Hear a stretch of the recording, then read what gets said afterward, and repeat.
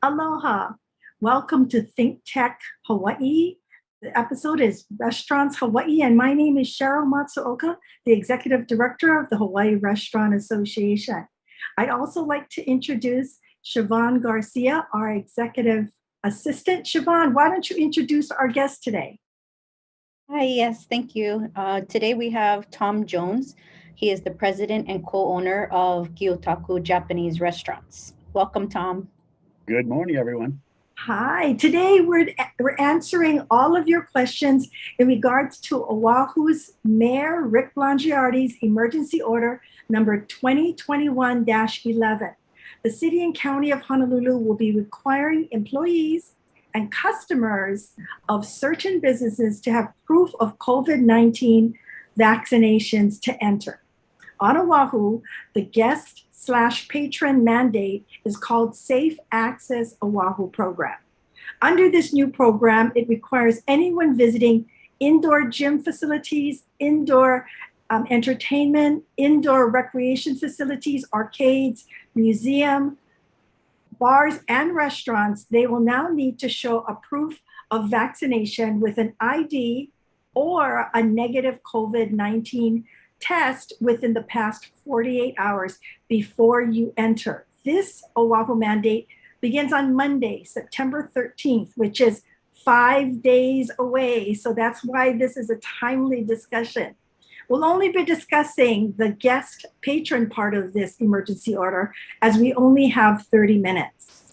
The other portion of the order, which is in regards to employee vaccinations, for those questions, please reach out to your human resources department, as that is probably the best resource for your business. So first, I would like to ask Tom Jones if he'd like to do a statement first before we start going through all the questions, Tom, about this mandate set on Oahu. Sure, Cheryl. Thank you very much for having me. I operate 4 restaurants here in Honolulu. I've been in the industry my entire life, and our whole focus is always about the customer and creating a really hospitable environment. Hospital environment, not a hospital environment, a hospitable environment, hospitality environment for them to dine in. We want to keep them out of the hospitals. And so, this is a real challenge because we're faced with this, global epidemic or pandemic. And, you know, it's interesting here in Hawaii because we have been, somewhat free of, what happened in the mainland a year ago, and so we were really, really fortunate. And I think in some ways, maybe we let our guard down as a community, and now we're faced with, what the mainland, our mainland counterparts were faced with a year ago. So we've really got to adjust, and it's a challenge.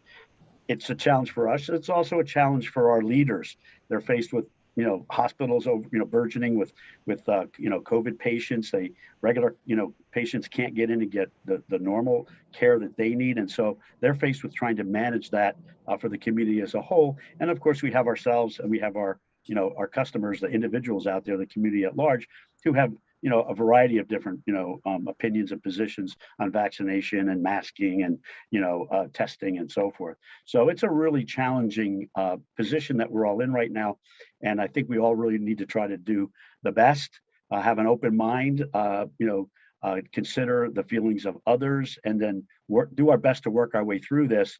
And now we have this mandate, which is going to be really, really challenging for everyone. So let's get down to business and start answering some questions for our members. Thank you, Tom. And this emergency order was announced at a press conference last Monday, so August 30th. So Tom, as it's only been a week and 1 day, we're also going through the process of learning all the different nuances of this emergency order. I'd like to have all of our members to go to the One Oahu, that's oneoahu.org website. On that website, you will see all the frequently asked questions, so your answers may be there. And if not, then you call 808-768-CITY or 808-768-2489. So please call that number and ask your questions. On that website is also active the business attestation form. And that form needs to be filled out by the restaurateurs so that the city knows that you're a restaurant and that you're now registered in the Safe Access Oahu program. So Tom, let's discuss some of the questions that our restaurateurs has sent in and all the different scenarios that are revolve around restaurants, because you have some restaurants that have dine-in, some restaurants that have dine-in and a lanai or an open seating area. Some people are just in open seating areas. So full vaccination. First question, full vaccination, according to the website, is 2 weeks after the second dose, or in the case of the Johnson & Johnson, 2 weeks after the single dose vaccination. So if a patron comes to the door and they've not been within that 2-week window, what do we do?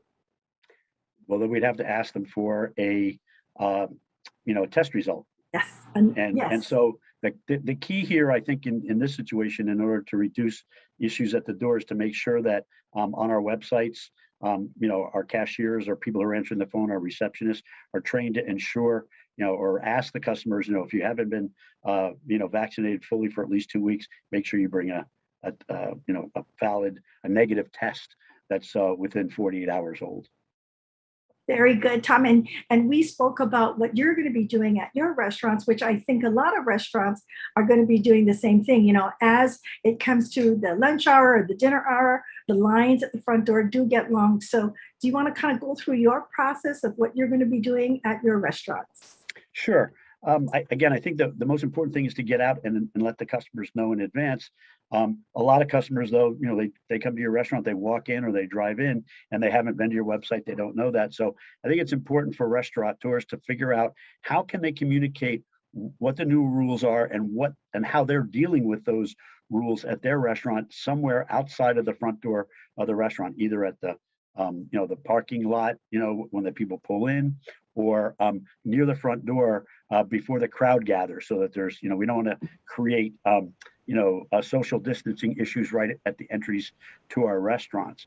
So what we're considering doing at Gyotaku right now is having a banner, that explains the basic details, what they are, and that our customers should have that ready. And we're thinking that it may be better for us to tell the customers what they need to have, but don't check them until they're actually at the table. So make sure they're aware 100% of what they need.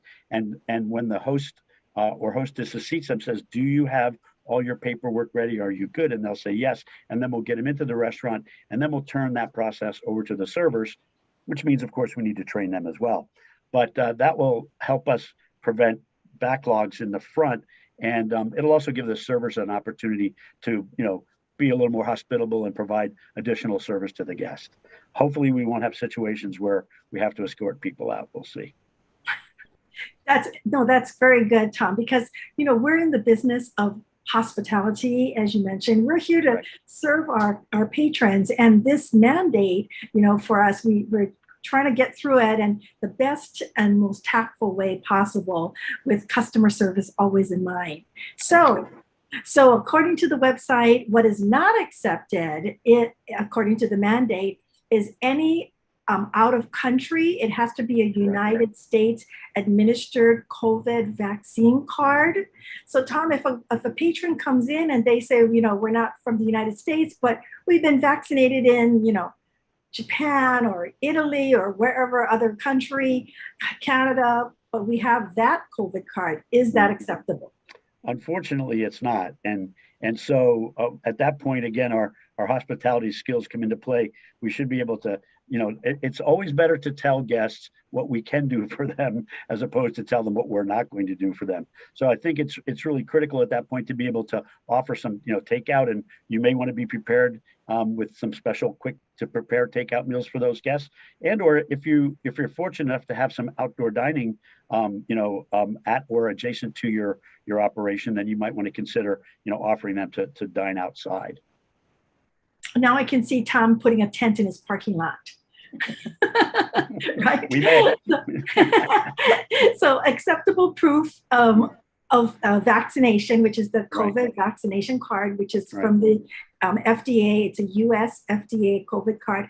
plus an ID that has the Correct. same name is the proof. Now, Chivon, you want to take the next question? Well, actually, quick, all of that information and the samples are on the oneoahu.org website. So, if you need tools to understand what's acceptable and what's not, you can go to the website and there's pictures of all that. You can download it, you can print it, share it with your team members. That great training tool. Don't overlook that. Perfect, perfect. Chivon? Yes, so the proclamation states that children under 12 are exempt from the vaccination mandate. How will restaurants be expected to verify a child's age, considering most 12-year-olds don't carry any sort of identification? Right. Well, again, I think we go back to the mayor's press conference a week ago. He said that he was going to be trusting, the general population to follow directions and to cooperate. And so, yeah, we don't have ID cards for 7, 8, 9, 10-year-olds. I think that that's pretty much going to be on the honor system. There are the occasional 5'10", 8, 10 or 12 years old kids. There are some tall ones, but I think we just need to to trust, in that case, trust the customers, and just take them at their word. I agree. Yeah. Of course, if they have a beard, I'm not so sure about that. But well, we have to do our best. Yeah. So one of the other questions that we have been asked is that the penalty listed may include jail time. So in this case, who is the person that is accepting the responsibility of this for this penalty? From what I understand, as I read it, it seems to be the business, not necessarily the individual employee. So it's up to us as employers to train our staff and to protect them, and to also to protect our business as well. As I would say, like as we mentioned earlier, when in doubt, err on the side of it would not necessarily be acceptable, because if you didn't, then you could be held liable. So the go-to option is always takeout, for customers. We can do something for you for takeout. But I do think that it's critical for us to make a best faith effort, to do that. But if it doesn't meet the criteria, then I think unfortunately we're going to have to let the customers know that we're not able to serve them. And do we know who will be enforcing this mandate? Well, this is a city and county mandate. So the mayor has basically two tools at his disposal. He has the police department, the city and county police department, and he also has the liquor commission inspectors. And it's my understanding that that they will use them. So I think that restaurants and bars that have liquor licenses can expect the liquor inspectors to be out checking on them. I know that there have been restaurants that were cited for staying open past 10 o'clock in the past, and or were cited or warned that they may be not complying with the social distancing or capacity limits that were set in the past. So in this case, we may find them doing that. So I don't think that patrons will see police officers, restaurateurs will see police officers at their restaurants unless someone were to call the police and say they felt that a restaurant was in violation. So again, your best defense is a good offense. If you're complying with the laws and you're doing your best faith effort to follow the precautions, and or if a guest complains to you that they feel that something is unsafe and you're able to address that with your great customer service skills, then your likelihood of having police coming to your restaurant is going to be significantly reduced. And I think that's the most important thing to think about, is how can we reduce the likelihood that that's going to be happening, and not be confrontational with guests like that. I think that's great advice. So will your guests be able to submit their COVID vaccination card prior to their reservation? I think that's up to each and every restaurant. Restaurants are going to be doing a lot of, there's going to be for every restaurant, there's going to be a different way of handling that. I think there's a lot of creativity out there, as we saw when COVID first hit a year ago. Plexiglass was flying up all over the place, and we were doing all these things to adjust and to accommodate our guests. And so some restaurants can and probably will be able to do that. I'm sure there's going to be apps popping up that will help restaurants do that. But I think it's up to each and every restaurant, to figure that out as long as they meet the minimum requirements. If they want to, have email address, send it here, do this or that, I think they can do that. There is a wellness app that I think it's wellness.org. Is that right? What wellnesstracker.org, I think or .com is a tool that is offered for free that people can use for their employees. And it's my understanding that they're trying to come up with something that may work for guests as well. But again, I think a lot of our guests are very reluctant to share their medical information, their Vax card or their test, in a digital environment where it may be able to be used in some other way at some later point. So in some cases, low tech is often the easiest way to go. So again, that's a decision that each restaurateur will make for themselves. Perfect. So back to a question that we've been asked from some of the restaurants is the question about if they have outdoor dining, but they have a space where, inside that they will have to walk through first. And being that outdoors isn't necessarily covered under this, what would be your suggestion that they should do, being that they're going to be in the restaurant for a period of time, possibly passing through? Yeah. Well, the mayor said that if you're in the restaurant for less than 15 minutes, then you don't need to produce a Vax, card or a testing, receipt, a negative, test receipt. So if somebody was walking through, the front door and going out to the outdoor dining on the outside and then passing on the way back, I think that would probably, in the spirit of the law, meet the requirement of outdoor dining. The question, I think, really becomes, and again, this is on a case-by-case basis, what constitutes outdoor dining? And so if you have a place with a very large window that's open to the fresh air, that may not quite make it. But if you've got one full wall or two full walls completely exposed to the outside, or a lanai type of an arrangement, then I think you'd be pretty safe in designating that as outdoor dining. If you have any question at all, again, I would refer to oneoahu.org. Thank you again for that, Tom. Yep. Cheryl? Yes, do you have any other questions, Chivon? No, I think we'll turn it over to you. Okay, good. So Tom, as you know, restaurateurs are entrepreneurs and they're trying to figure this all out. Many of the restaurants who say, they're in a zip code area that is 50% or less vaccinated, a zip code area, that they don't have a following of a lot of people who have been vaccinated. What is your recommendation to them? Wow, that's a real challenge. I'm very fortunate. Yeah, I'm really fortunate. Our vaccination rate is at about 95 to 98% right now. So we're have a relatively easy time of it. We do have a couple of very important key employees that aren't vaccinated. They're considering it right now. My recommendation, there is, and I think it's the same, like we have family members, sometimes that aren't vaccinated either, or close friends. And I think that confrontation is really, not very productive in these situations.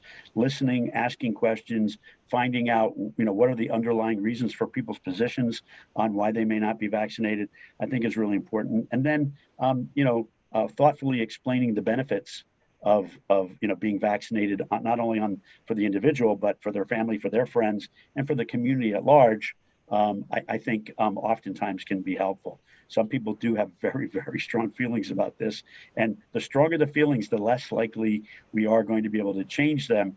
So given that, I don't think it makes much sense to make an enemy, out of that situation. At least we can be friendly over it and handle the situation in a friendly way. I'm sure that's not much consolation for a restaurant that might lose 3, 4, 5, 6 or more, really key employees.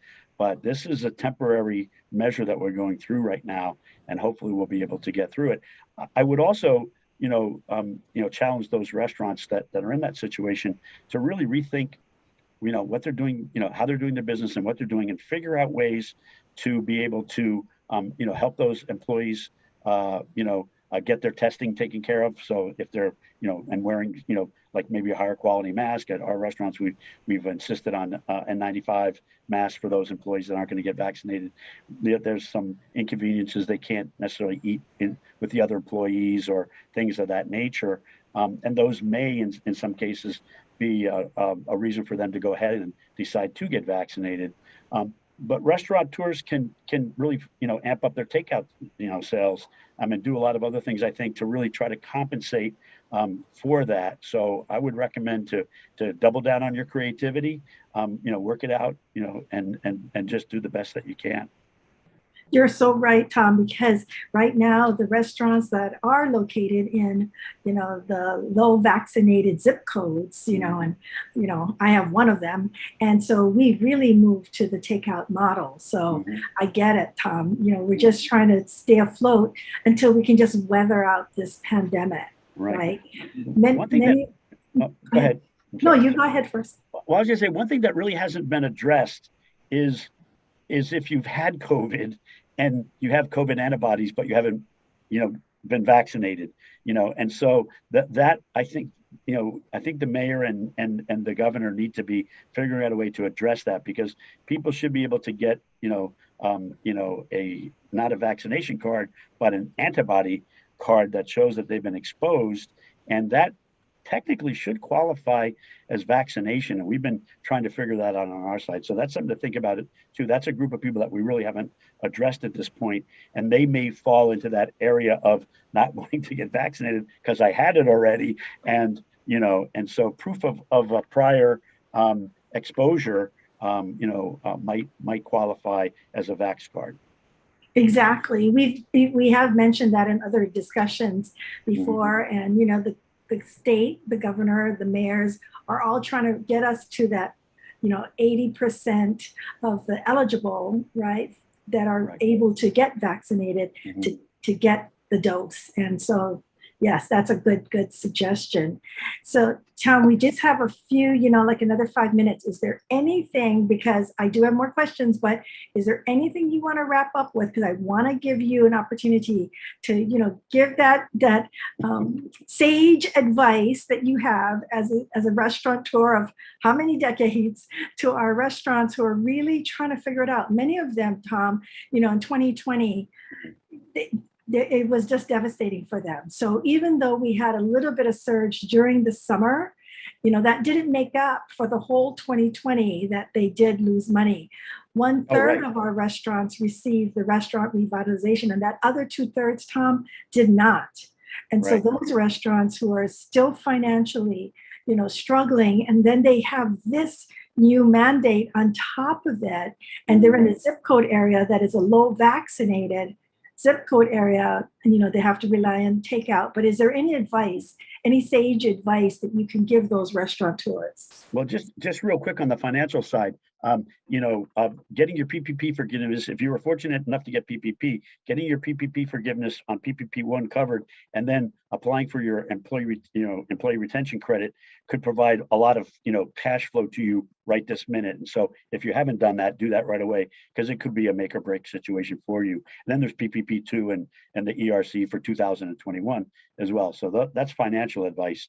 But again, I think that we've been in the hospitality business our whole lives. I started when I was 14. I'm 66 tomorrow actually. And so I've been at this for a long time. It's all about people, and we're in the people business. So, it's a lot of people, our employees serving a lot of people, our customers. And so it's a people business. So rely on your human relation instincts and skills in this situation when you're talking to your customers and your employees, and hopefully not city officials who may be talking to you about your business. But it's all about having a positive and cooperative, mindset about, dealing with these things. Be optimistic, be creative, and you'll be able to get through this. Hopefully, there's a lot of resources out there. And again, go to, the website. What is it? OneOahu.org. Is that right? Yes, oneoahu.org. Yeah. Yes. And there's a lot of resources there as well. And of course, if you get in a real jam, you can call Sheryl or I. She's wincing like, don't call me. But no, the HRA is here to help restaurant owners, whether you're a member or not. We're here to help the restaurant community at large. So if you get in a jam, give us a buzz. We'll try to do the best we can to help you out. Which is so true, Tom. Through this whole pandemic, Tom and I started together. He was the chairman. He has been a past 3-time, right, Tom? Chairman. Actually, 4. 4-time. Over the many years. Chairman of the Hawaii Restaurant Association. And when we started this whole process together, Tom, in early 2020, right? Right. And, little did we know that 19 months later. This is a once in a lifetime issue for us, once in 100-year type of event. And so it's just challenging us at every corner. But, and there have been casualties in our industry. And I feel really, bad for the restaurants that we're not able to make it. But when you look around, people are still opening other restaurants. So there's a lot of optimism and a lot of skill, talent, creativity, and willpower. And that's really key too. And I'll also say, if you are a restaurant that is fortunate enough to be doing fairly well, think about our frontline workers. I'm going to be working on, I talked to the Lieutenant Governor's office this weekend. We're going to start working on ways that we can start providing meals to our frontline workers. They need our help more than ever right now. And so those of us that are able to, we should, do that. And also too, if there's anybody listening that can afford to help a restaurant do that, buy some bentos and donate them, then that's a great way to help our industry as well. So we're here for the community as much as we possibly can. We're feeding Hawaii's people for hundreds of years, and we're going to keep on doing it. And you're so right, Tom. We appreciate our community support, all of the support that our community has been doing, which is, ordering takeout if you can't dine in. Ordering gift cards, for a graduation or a birthday. I just did that. And, that's the best thing to do because we want to see our favorite restaurants stay around. So I have a 1-minute warning coming up from Eric. So in closing, as Oahu's restaurants prepare for the new emergency order, please go to oneoahu.org for any questions or call 808-768-CITY. You will find all the answers and to your questions that you need and get the resources because this mandate gets in effect in 5 days, September 13th. As always, this is Sheryl Matsuoka, the Executive Director of the Hawaii Restaurant Association, and we are the voice of Hawaii's food service and restaurant industry. Thank you. Aloha.